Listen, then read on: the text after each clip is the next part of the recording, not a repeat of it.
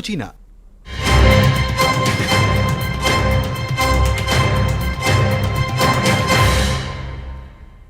नमस्कार, स्वागत है आपका इस बुलेटिन में। मैं हूं आपके साथ अवंतिका श्रीवास्तव। भोपाल से एक बड़ी खबर मिल रही है। कांग्रेस विधायक दल की बैठक खत्म हो चुकी है। नेता प्रतिपक्ष पर फिर भी फैसला नहीं हो पाया।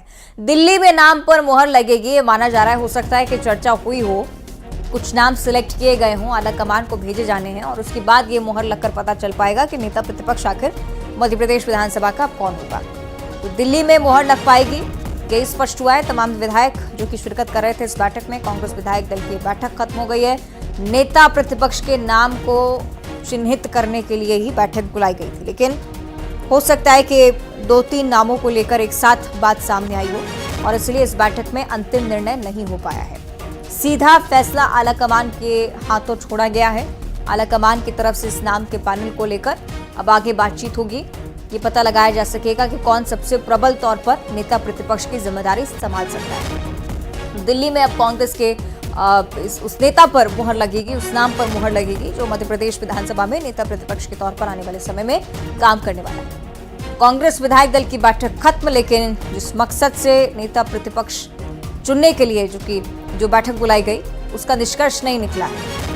दिल्ली में नाम पर अंतिम मुहर लगेगी, उसके बाद ही कांग्रेस कुछ स्पष्ट कर पाएगी कि आखिर कौन उनका नेता, विपक्षी नेता मध्य प्रदेश विधानसभा में नजर आने वाला है। तमाम विधायक आज पहुंचे थे, रणदीप सिंह सुरजेवाला भी पहुंचे थे। तमाम ऐसे दिग्गज जो कि चुनाव प्रचार में भी, चुनाव के दौरान भी मोर्चा संभाले हुए थे, उनके लिए भी अब ये एक बड़ी जिम्मेदारी कि नेता प्रतिपक्ष, एक प्रबल नेता प्रतिपक्ष सरकार के सामने पेश कर पाए। कांग्रेस विधायक दल की बैठक खत्म हो गई है, लेकिन अभी भी नेता प्रतिपक्ष के नाम को लेकर कोई भी क्लियर जवाब सामने नहीं आया है। किसी भी विधायक की तरफ से कुछ भी नहीं कहा गया है। ये माना जा रहा है कि इस बैठक में जो चर्चा हुई, उस चर्चा को लेकर सीधे दिल्ली तक पहुंचेंगे वरिष्ठ नेता। आला कमान के हाथों अब ये निर्णय होगा। मल्लिकार्जुन खड़गे, राहुल गांधी, सोनिया गांधी हो सकता है कि मिलकर बैठक करें इस बात को लेकर कि मध्य प्रदेश में अब विपक्ष का नेता वो लोग किसे चुनने वाले हैं। तो दिल्ली में अंतिम मुहर लगने के लिए पूरे संकेत।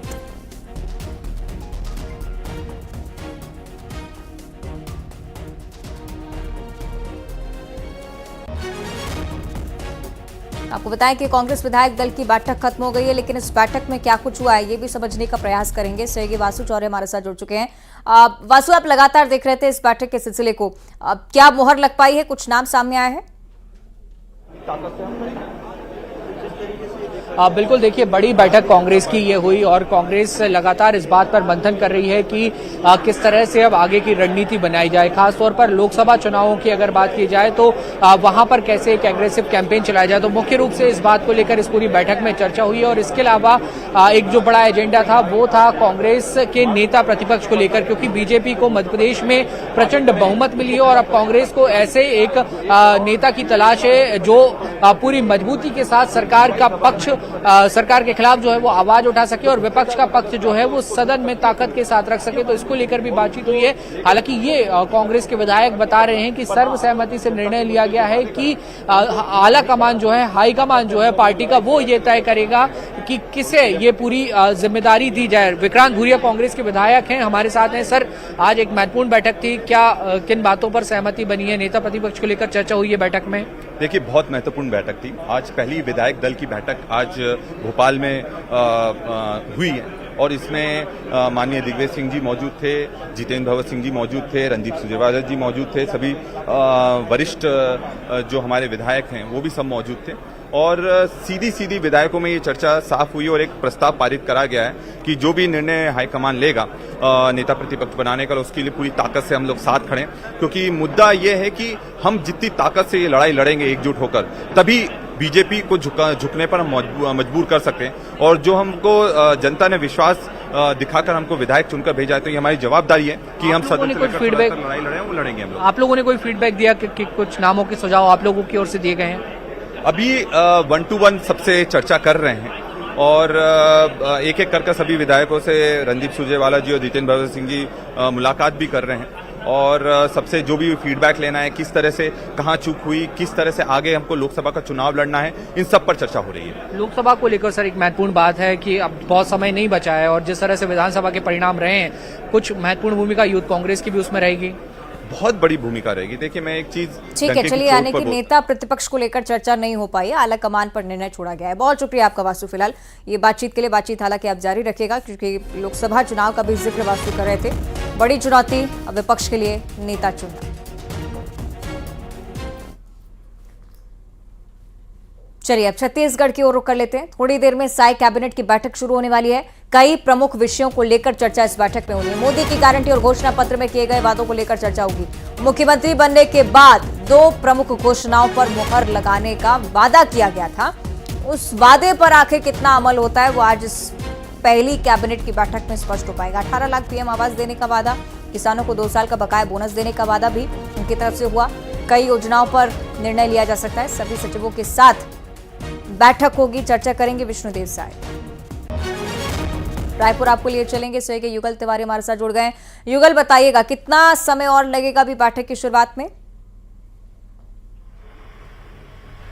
देखिए, कुछ देर बाद ही बीजेपी की पहली कैबिनेट की बैठक है वो शुरू हो जाएगी। हालांकि ये औपचारिक बैठक ही कही जा सकती है। अब इसमें आज एक परिचयात्मक सभी मंत्रालय के अधिकारी कर्मचारी जो उनके अधीनस्थ कामकाज करेंगे उनसे परिचय होगा। लेकिन कैबिनेट की जब बैठक होगी, शुरू होगी, तो ये अहम निर्णय कुछ लिए जा सकते हैं। जिस तरह से महतारी वंदन योजना की बात लगातार होते आ रही है, उसे लागू करने के लिए किस तरह से है उसकी जो फैसले हैं वो लिए जा सकते हैं। इसके अलावा किसानों के जो बोनस रुका हुआ है उस पर जो देने की बात है, विचार है, उस पर हो सकता है। साथ ही साथ जिन किसानों ने जो है धान अभी बेच चुके हैं, तो उन किसानों को भी जो 3100 रुपए क्विंटल से जो रकम देने की बात है वो हो सकती है, उसका भी हरी झंडी दी जा सकती है। और सबसे अहम बात है, जैसे ही विष्णुदेव साय ने मुख्यमंत्री उनको विधायक दल का नेता चुना गया था, तो विष्णुदेव साय ने ये कहा था कि पहले उनकी प्राथमिकता रहेगी प्रदेश के जो गरीब वर्ग के जो लोग हैं, जिनके आशियाने छीने गए हैं, उन 18 लाख परिवारों को घर देना उनकी पहली प्रायोरिटी होगी। तो ये कहा जा सकता है कि आज अहम फैसले हो सकते हैं। और कल मंत्रालय गए, पदभार ग्रहण किया, कामकाज देखा, उसके बाद आज जो बैठक है वो होगी। तो कुछ देर बाद ये बैठक है वो शुरू हो जाएंगी। तो उम्मीदें यही हैं कि जनहित में जो मोदी की गारंटी दी गई थी जन घोषणा पत्र में, बीजेपी ने उन घोषणाओं पर अब धीरे धीरे अमल शुरू बीजेपी है वो कर सकती है। जी ठीक है, चलिए, बहुत शुक्रिया आपका युगल। इंतजार रहेगा कि कौन कौन से निर्णय कैबिनेट की इस बैठक के बाद सामने आते हैं। और अब उज्जैन का जिक्र कर लेते हैं, जहां खुले में मांस बेचने को लेकर कार्रवाई का सिलसिला देखने को मिला है। नगर निगम की तरफ से कवायद शुरू हो चुकी है कि नए मुख्यमंत्री मोहन यादव ने जो फैसला सुनाया उसके अमल में जमीनी स्तर पर ज्यादा समय ना लगे। सीएम मोहन यादव, जिनकी तरफ से आदेश था कि अगर खुले में मांस बिकता हुआ अंडों की दुकानों को आप देखते हैं अगर खुले में, तो फौरन आप निगम से शिकायत कर सकते हैं, प्रशासनिक हमले से शिकायत कर सकते हैं। उसका ये असर कि अब कार्रवाई का सिलसिला भी शुरू हो गया है। ऐसे कि अजय हमारे साथ जुड़े हुए हैं। अजय, कितना व्यापक असर इस कार्रवाई का उज्जैन में? ये देखिए, मुख्यमंत्री डॉक्टर मोहन यादव के द्वारा कल कैबिनेट की बैठक में फैसला लिया गया था कि खुले में जो है मांस मछली की दुकानें नहीं चलेगी और जिनके लाइसेंस नहीं है उनकी भी जांच की जाए और उनको सख्ती से पालन कराया जाए। इसी के साथ जो धार्मिक स्थल है उनसे 200 मीटर की दूरी के भीतर ही इनकी बिक्री पर प्रतिबंध लगाया जाए, ताकि और आसपास के इलाकों में साफ सफाई की व्यवस्थाओं पर ध्यान दिया जाए। ऐसे में जो है नगर निगम ने इस पालन जो है आदेश का पालन करते हुए आज कार्रवाई शुरू कर दी है। और कई क्षेत्रों में जो है खुले में जो मांस मटन की दुकानें खुली थी और जो बिना लाइसेंस चल रही थी उन पर सख्त कार्रवाई की जा रही है। जी ठीक है, चलिए, बहुत शुक्रिया आपका अजय पूरी जानकारी साझा करने के लिए। रायपुर से अगली बड़ी जानकारी, उप मुख्यमंत्री राम मंदिर में दर्शन करने के लिए पहुंचे हैं। उप मुख्यमंत्री अरुण साव का हम जिक्र करें, भगवान के दर्शन उन्होंने किए हैं। आपको बताएं कि मंत्रालय जाने से पहले राम मंदिर वो पहुंचे। आज पहली कैबिनेट की बैठक है, पहली बार ऑफिशियली एक मीटिंग हो रही है, लेकिन नई सरकार को चलाने से पहले ईश्वर का आशीर्वाद बहुत जरूरी, और इसलिए मंत्रालय पहुंचने से पहले पहुंचे हैं राम मंदिर अरुण साव। भगवान का आशीर्वाद लिया है, दर्शन किए हैं। तस्वीरें आपकी टीवी स्क्रीन पर राजधानी रायपुर से हैं। भगवान का आशीर्वाद लेते हुए अरुण साव राम मंदिर में दर्शन किया, पूजा अर्चना की और उसके बाद सीधे अब कैबिनेट की बैठक में शामिल होने के लिए निकल चुके हैं। तमाम महत्वपूर्ण फैसले जिस बैठक से निकलकर सामने आने और अगर प्रदेश में विकास की नई इबारत लिखनी है तो उससे पहले ईश्वर का आशीर्वाद बहुत महत्वपूर्ण है। अरुण साहब की तस्वीरें आप देख रहे हैं, नेताओं कार्यकर्ताओं से भी मुलाकात, लेकिन मंत्रालय में कैबिनेट की बैठक शुरू हो इससे पहले ही भगवान राम का आशीर्वाद लेना महत्वपूर्ण समझते हैं और इसलिए सबसे पहले मंदिर पहुंचे और अब सीधे मंत्रालय पहुंचे।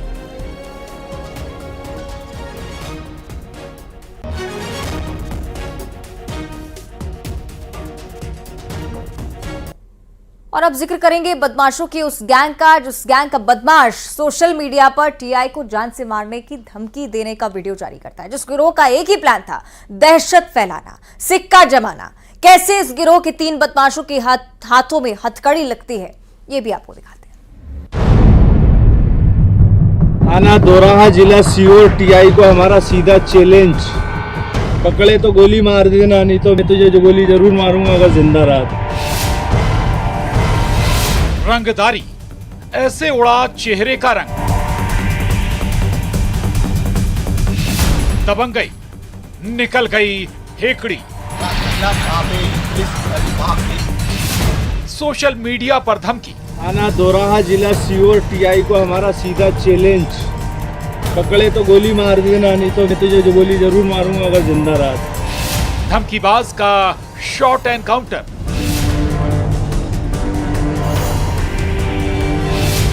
गोली से दहशत की बोली। और उड़ गए बदमाशों के होश। सोशल मीडिया पर खुलेआम सीहोर के दोराहा थाने के टीआई राजेश सिन्हा को गोली मारने की धमकी वाला ये वीडियो इस आरोपी नसीम ने वायरल किया था। सुनिए पहले इसके इस बेखौफ अंदाज को। थाना दोराहा, जिला सीओ, टीआई को हमारा सीधा चैलेंज, पकड़े तो गोली मार देना, नहीं तो मैं तुझे जो गोली जरूर मारूंगा अगर जिंदा रहा। अब जरा ये तस्वीर देखिए, ऐसे इस बदमाश की हेकड़ी निकली। भोपाल के निशातपुरा थाने का निगरानी शुदा बदमाश नसीम है ये। अभी तो इसकी गैंग के दूसरे आरोपियों की धरपकड़ जारी थी। असल में ये गैंग अपनी धाक जमाना चाहता था। इलाके में दहशत फैलाकर जुर्म की दुनिया में सिक्का जमाने का इसका ख्वाब था। जिस गैंग के नसीम और जमील पर 30,000 के इनाम का ऐलान किया गया। अब ये बदमाश नसीम किस मामले में धमकी देकर वीडियो वायरल कर रहा था, तो सीहोर में पकड़े गए इसके 2 साथियों की ये तस्वीर देखिए। 19/11/2023 की शाम को दोराहे में पुलिया के पास रिजवान पिता नवाब खां की दुकान है पेंटिंग की, तो उसके ऊपर एक फायर किया गया था। और फायर भोपाल का एक नसीम पिता बनने का बदमाश है, जो निशातपुरा का निगरानी बदमाश है, उसके द्वारा उसके साथी के साथ आकर रिजवान के ऊपर फायर किया गया था। उस पर से धारा 307 का मुकदमा कायम किया गया था। पूरा मामला तफसील से सुनिए। दरअसल सीहोर के दोराहा में 19 नवंबर को फरियादी रिजवान ने रिपोर्ट दर्ज कराई थी। एफआईआर के मुताबिक उस पर जानलेवा हमला किया गया था। जान लेने की नियत से गोली मारी गई थी। आखिर इस गोली के पीछे की कहानी क्या है? इस केस में आरोपी जमील की गिरफ्तारी हुई, जो भोपाल का बदमाश है, जिसने लोकल में रहने वाले मुजीम के नाम का खुलासा किया। इस बीच नसीम और मुजीम के बीच लगातार कॉल पर बात करने के सबूत भी मिले। नसीम खां आदि की तलाश की जा रही थी। भोपाल तलैया पुलिस में भी इनके द्वारा एक किसी प्रकार की घटना एक टेंट हाउस वाले के साथ की गई थी, जिसमें आरोपी जमील खां, जो हमारे यहाँ घटना हुई थी, उसमें जमील खां भी नसीम खां बनने खां के पिता उसके साथ आया था यहाँ और उसको भी पकड़ा गया था, और जिसके द्वारा घटना स्थल ले जाकर तस्दीक कराई गई।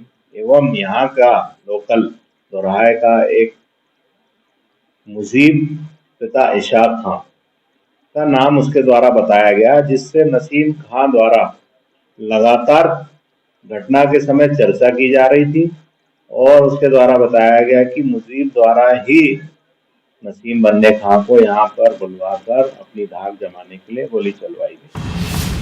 जमील के साथ मुजीम भी सलाखों के पीछे पहुंचा। और धमकी देने वाले बदमाश नसीम का हाल आप तस्वीर में देख सकते हैं। तो ऐसे रंगदारी, दबंगई और दहशत फैलाने वाले बदमाशों की खबर पुलिस ने ली। सीहोर में प्रदीप चौहान के साथ bureau report, news 18, Madhya Pradesh, Chhattisgarh. और अब एक कातिल का कबूलनामा आपको सुनाते हैं, जिसने महिला का कत्ल किया, उसके बाद थाने जाकर सरेंडर कर दिया, जिसके चेहरे पर जरा भी शिकन नहीं, जो कहता है कि मैंने भाभी को मार डाला। आखिर देवर के इस खूनी खेल के पीछे वजह क्या है?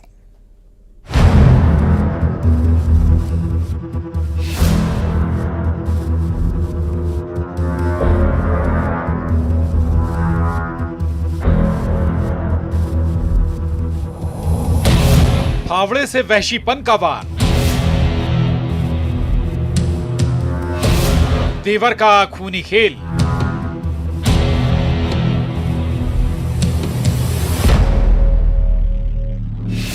भाभी का बेरहमी से मर्डर,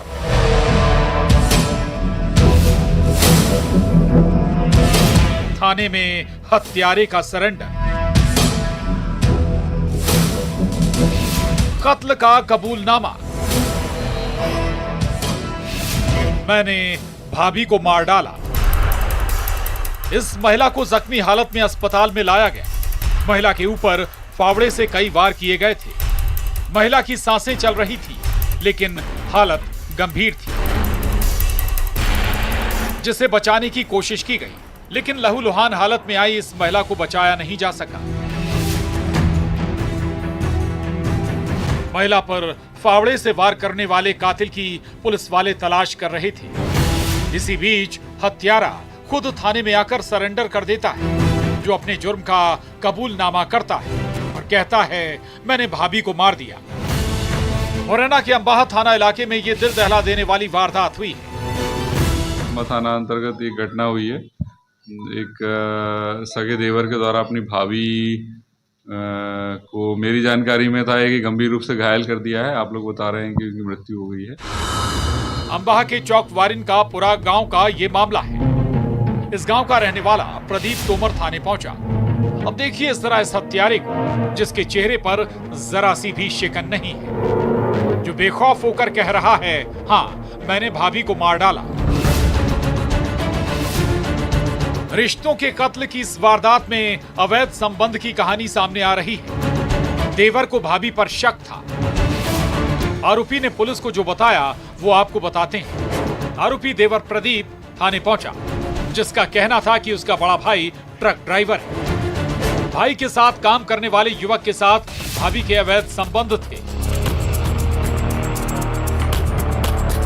आरोपी ने यह भी बताया कि उसने घर में आपत्तिजनक हालत में भाभी को उस युवक के साथ देख लिया था, जिससे वो डिप्रेशन में था। इसी बात को लेकर भाभी से कहासुनी हुई और उसने तैश में आकर भाभी की जान ही ले ली।